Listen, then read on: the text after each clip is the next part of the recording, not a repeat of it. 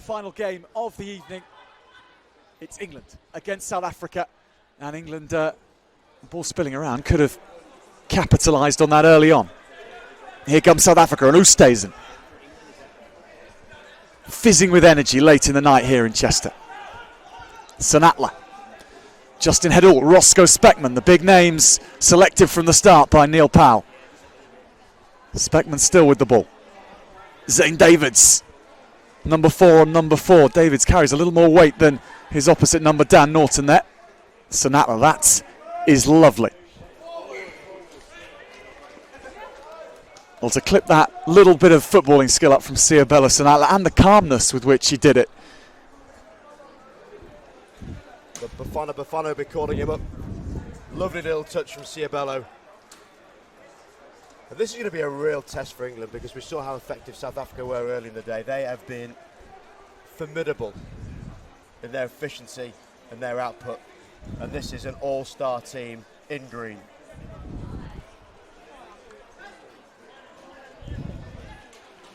Callum Waters at 9 for England.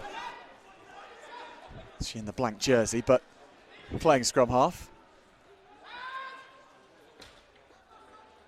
De Carpentier. Great pass from Richard De Carpentier. Spinning out of the first is Tom Emery. He's had a good day, Tom Emery, and somehow De Carpentier retains possession. Zane Davids is just man and ball taking English players. Great counter from the blitz box. No one is there for England to take the ball. And Robert, just talk us through that decision by Paolo Durati, because it's an interesting area of the game. It is a real interesting area. As soon as the ball hits the floor, there's a contest. If it doesn't perceive to be a fair contest, the referee will blow. That can be for a number of reasons, but we'll try and update throughout the game. It will be seen throughout this game as South Africa always try and target the breakdown against England. Yeah, both these two nations unbeaten on day one. So in that situation, the referee declared that they didn't come in from the right area. As soon as the breakdown is created, you have to come in from what they call the gate behind the furthest back foot. In that situation, he saw a snapshot was he came in from the side, and that's why he blew the whistle. So a set piece coming from South Africa, a chance to see what they've been working on in their pre-season. It's naturally gone to Justin Heddle, the man who has the calmest presence on the pitch for South Africa, and the fastest feet belongs to this man, Roscoe Speckman, taking on the sweeper, and Speckman going all the way. The burners showed late in the night here in Chester. Roscoe Speckman, that is special. Oh, it's just like cat and mouse, isn't it? He just knows what he's going to do. He waits for the defender to position themselves and then suddenly kicks in this turbo mode. You can almost see the gif being made of it as he just starts flaming up behind him and leaves some tyre marks in his wake. He is electric.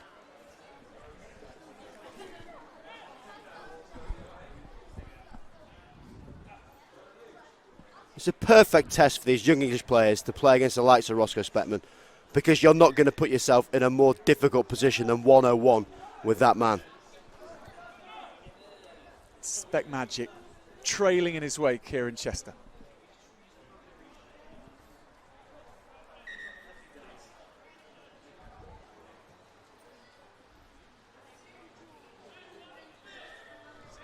So the blitz box, one try up. As you say, Rob, yeah, good test for England to be put under this type of pressure. Heddle taken well by De Carpentier.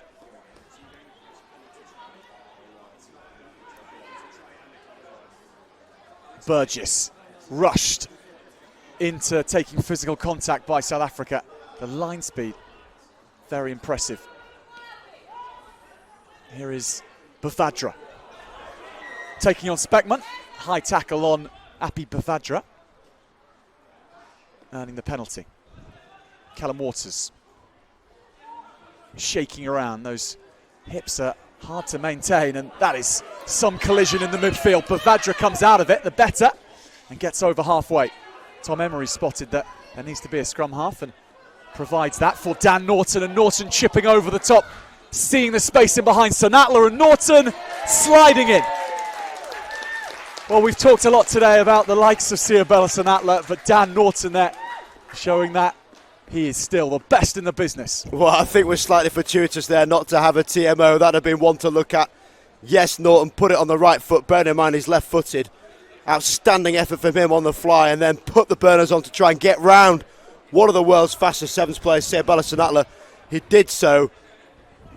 Very, very well defended from Sanatla to turn Norton on his back, but that wasn't enough to stop Norton scoring, and now Emery gets a chance to convert.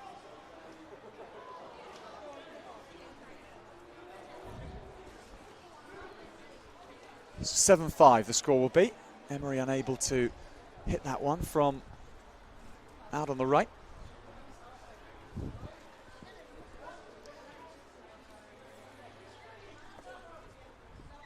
All important, those conversions. You know you don't get many chances against the South African outfit.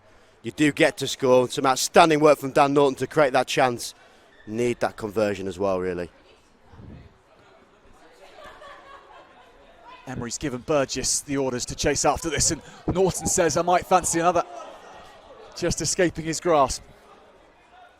Oh, we're so close to being into, oh, would it have been the quickest double you can possibly score? Not far off.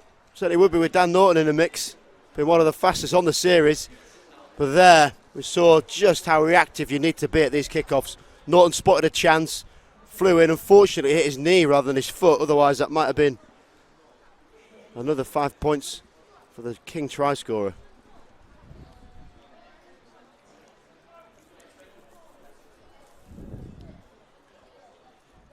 South Africa deep in their 22. I don't think it'll deter them from trying something from here, however. Hedultz on Bavadra. Just losing his footing. Oosthuizen. Now Chris Dry. Two big units combining for South Africa. Big units with excellent skills.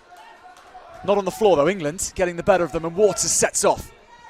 Emery gets the fend away from Speckman, who has a second bite and wins the ball back on that occasion. Oh, that is craftsmanship from Speckman. He could see Emery going laterally. He knew the type of tackle he wanted. It was to isolate the arms. He made the tackle, taking the elbows of Emery, which meant the ball went forward. That's astute from Speckman.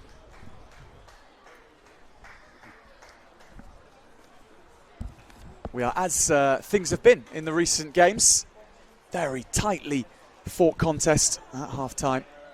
It is South Africa just ahead.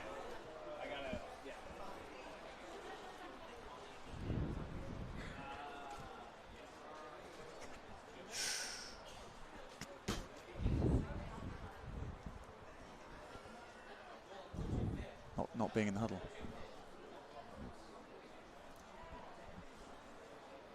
Mindful. They do like 30 seconds of breathing. Oh yeah.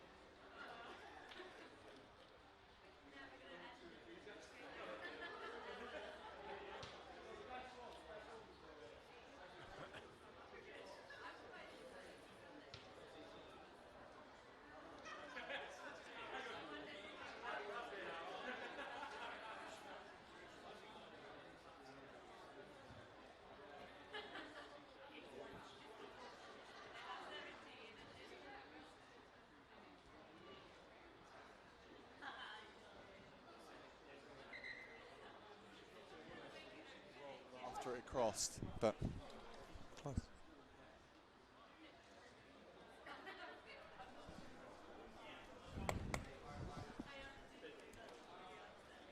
It's a good way to end day one.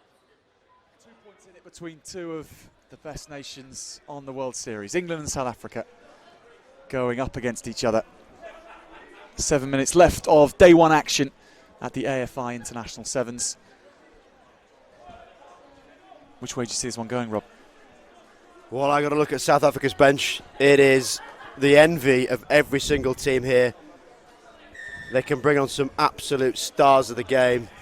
And I think they're going to be the difference going into these final few minutes. But the game of seven is very unpredictable. England need to get the ball, work the ball, and hopefully create chance, but you don't get many against South Africa. Jamie Barden was hurling himself forward, volunteering to try and bring that in. It's in South Africa hands, though they get that back well. Now Ruan Nel. Zane Davids. Roscoe Speckman. Justin Hedult. Been very much in the playmaker role here. Haven't seen him really with the ball in his hands too much. We have seen with this man, and we know what can happen. Siobelo Sanatla up on the inside is Roscoe Speckman. Speckmagic's going to have a double.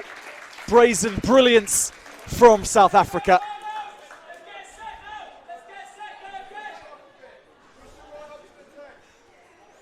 Well, the impact of Speckman's been formidable all day. And he's continuing against a very good England team. He's still carving up. Just looks like he's playing on a different plane, a different dimension at times. He really is that good.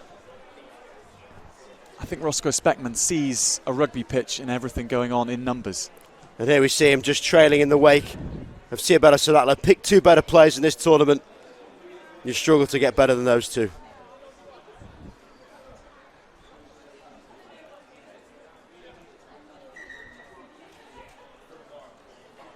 So South Africa now 12 points to 5 ahead. And Dan Norton is playing ball boy to get this game back underway.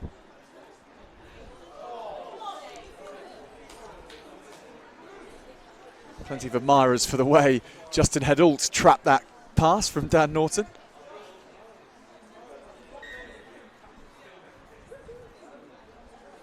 So South Africa's big units on the right-hand side. So Hedult mixes things up and goes to the left. But those South African players on the left-hand side ahead of their kicker. So England will have the ball on halfway. Waters and now Barden. Bavadra, who's starting to build in confidence here in Chester. JC Pretorius almost put into the dugout. A bit of table action at WWE. The two real abrasive characters, JC Pretorius and Rich de Carpentier, both chests out after that one. Absolutely pumped as it should be. England, South Africa, absolute belter to finish the day here at Chester. Yeah, and that table, well, its legs are still wonky. It's being repaired just below us. Devon, get the table. It was close to going, it really was. And Happy Bavadra turned from someone who was snarling at his opponent's moment before to trying to protect them. It's good to see. Hedult. Muller Duplessis is on, and he has incredible speed. Sanatla perhaps even more. Callum Waters has a job here to get back, and Waters has just let the ball bounce, and it's enough for Sanatla to get a third. South Africa causing all sorts of problems in the backfield for England. Siobelo Sanatla with another one for the day. It's Gary Player, wasn't it? The harder you work, the luckier you get. Siobelo Sanatla chased that one down. Yes, he got a member's bounce. Callum Waters, hugely unlucky. He got down, couldn't try to stop the ball, and then, as though on a piece of string, Siobelo Sanatla reels it in and get yet another score for this South African team against England.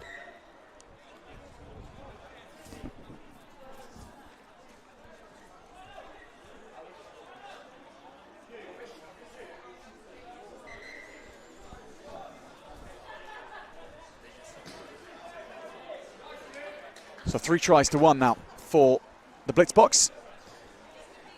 And they've been very consistent with how they've managed the bench, Rob. Almost at exactly the point in the same game. So when Davids comes on, and the problems just increase. And JC Pretorius on as well. Keep an eye out for him. He's rapid. They've got a really quick team on now. There is Pretorius looking for de Carpentier. The rematch. Having a very nice matchup, aren't they? Alfie Johnson.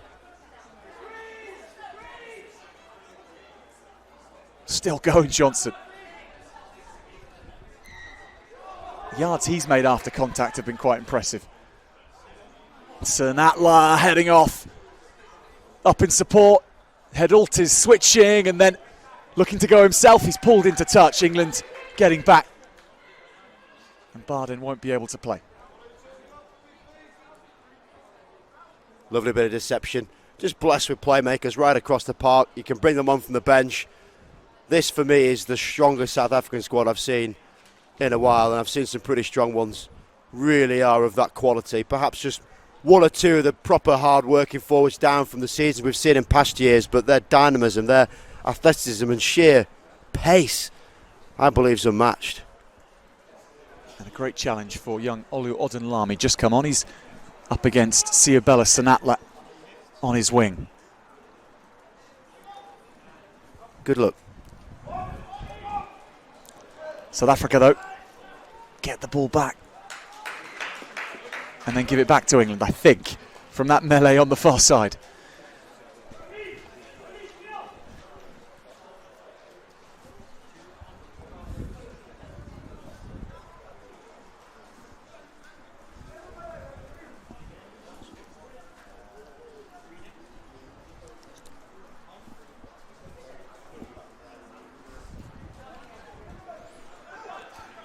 Here comes South Africa. Hedult has put it on the toe and Muller du Plessis is the target.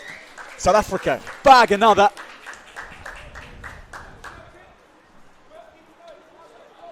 Just showing their range of skills now. They can break teams down around the outside, running it. They can pass with distinct style, and there, the kick pass. Put it on the foot, plenty of space out wide, as they're always going to be on the sevens field.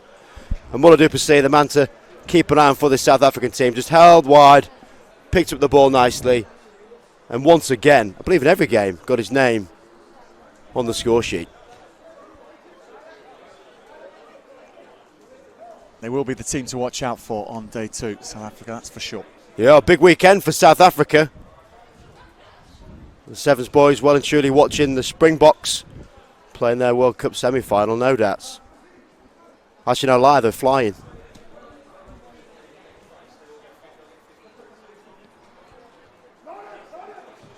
Ruan now flying himself there, and the Blitzboks in general ending day 1 in the best possible fashion. It might improve yet. It will. Justin Hedult just fighting his way through the Chester crowds, and English players parting. Justin Hedult scoring. Just a 360. Looked both ways, realised the space was in front of him, and off he went. Straight through the middle. Different style, different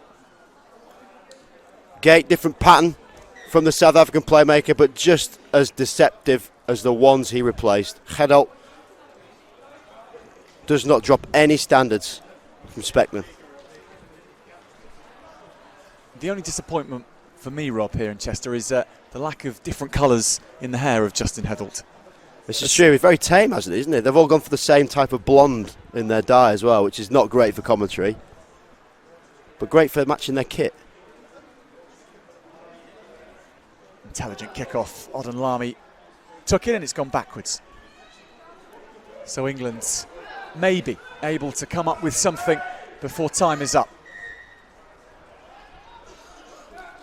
Ball is with Alfie Johnson.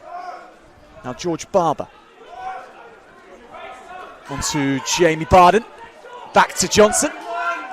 And he has Chris Dry for company. Back on Blitzboks side. Well, this will end proceedings. We are well past the time, and Paulo Durarte says no time for the scrum. South Africa end day 1 in the best possible fashion against England, hitting 30 points, 31 points to 5 it's ended. They are the team with a target on their back heading into day 2, the standout performers here in Chester. Well, that concludes our coverage here on FloRugby for the evening. We're back tomorrow. It's 11 a.m. local time here in the UK is when the action will be beginning, and the champions of the second ever AFI Sevens will be crowned later on in the day.